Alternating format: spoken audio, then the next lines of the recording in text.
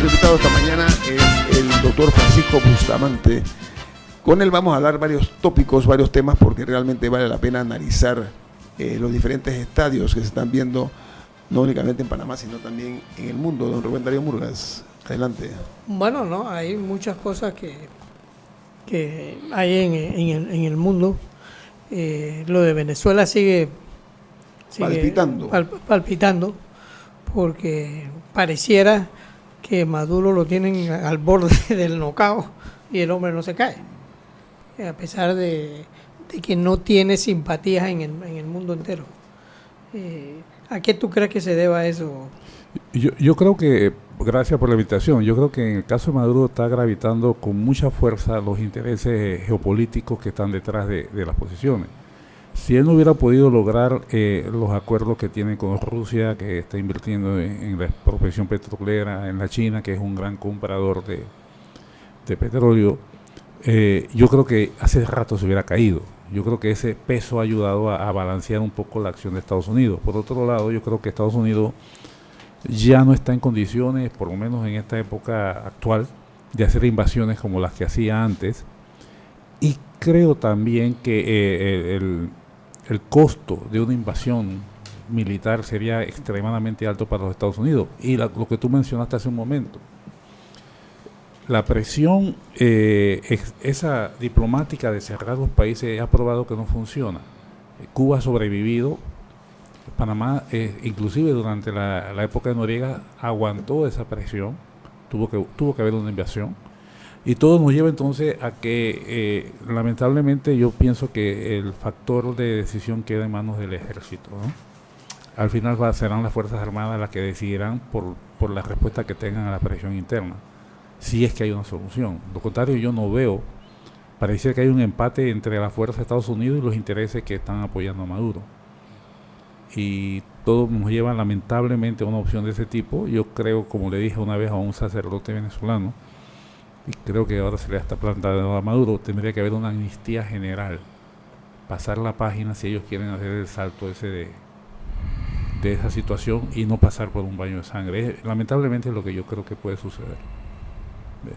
Oye, antes de aterrizar en los problemas domésticos, Francisco, leí ayer una noticia, o esta mañana, que dos calificadoras tienen opiniones o tienen calificaciones distintas sobre la economía en Colombia.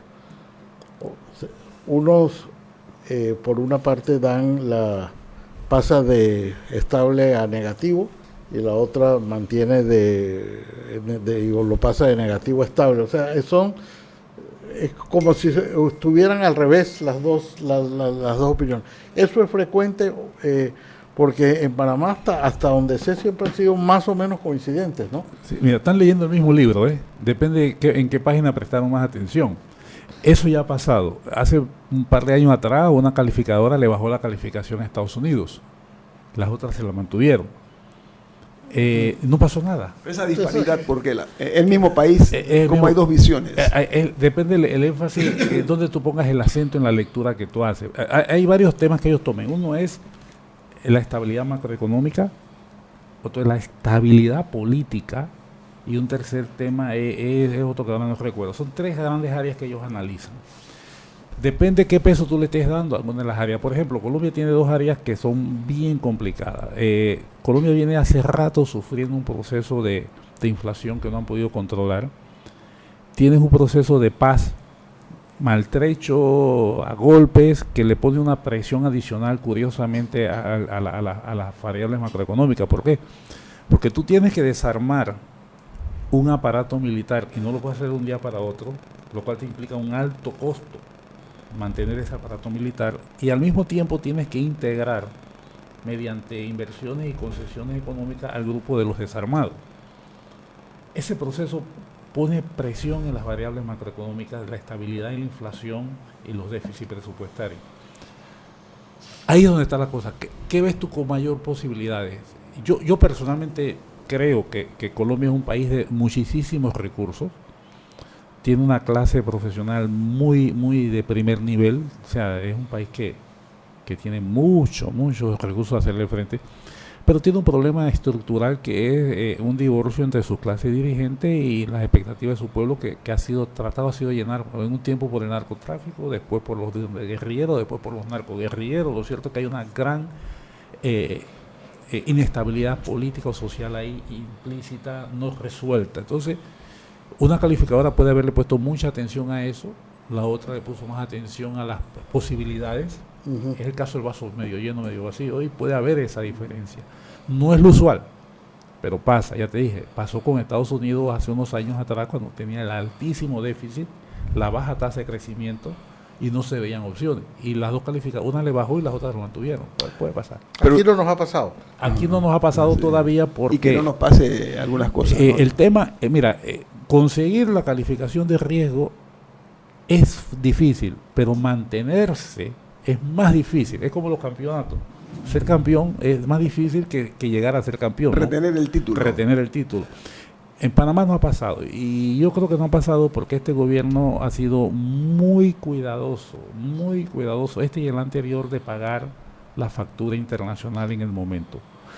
Que eso ha implicado que en algún momento hayan dejado de pagar facturas nacionales. Eso una deuda importante hay ahora mismo. De hecho, mi impresión, estoy hablando de la impresión, es que el gobierno, para cumplir con los requisitos de responsabilidad fiscal, aguanta los pagos a finales de año. Lo ha venido haciendo sostenidamente.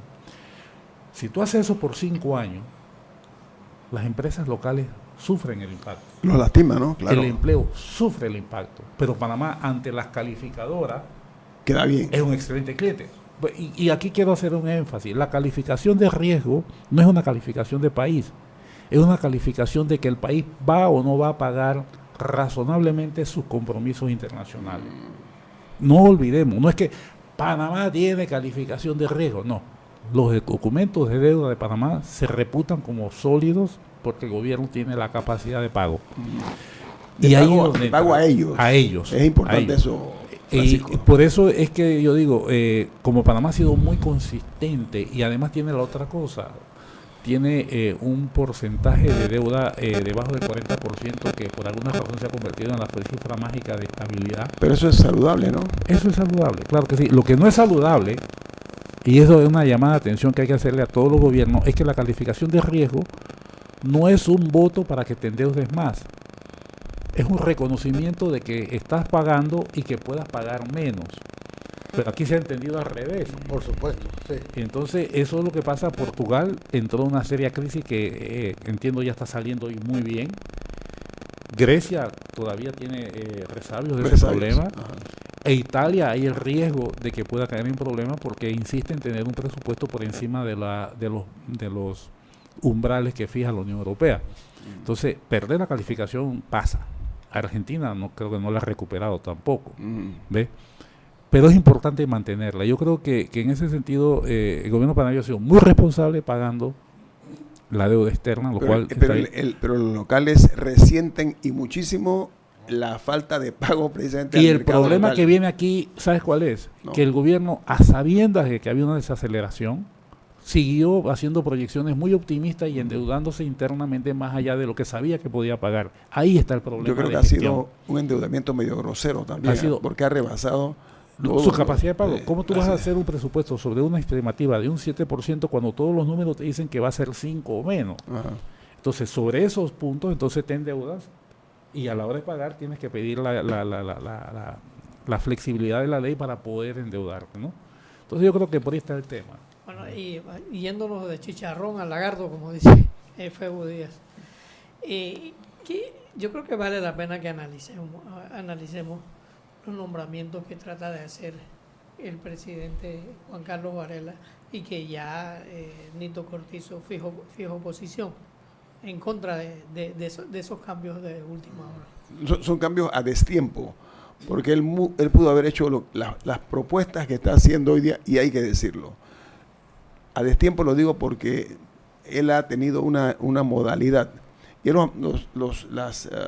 las personas que él ha nominado lo hace casi en el límite, me explico. Veamos el caso de las 2 damas aquellas para la Corte Suprema de Justicia, lo hizo ya casi llegando a la raya. Entonces, es un estilo que él ha tenido, donde no le ha ido bien hasta ahora. No estoy muy seguro. Con la debilidad que refleja el propio presidente, obviamente ya pasó del atardecer al anochecer, ya casi le está yendo a la medianoche. El hacer esto, no sé, a menos que él conozca alguna técnica que por lo menos yo, no sé usted, doctor Ritter, que desconozco. Vamos a hablar de eso al regreso.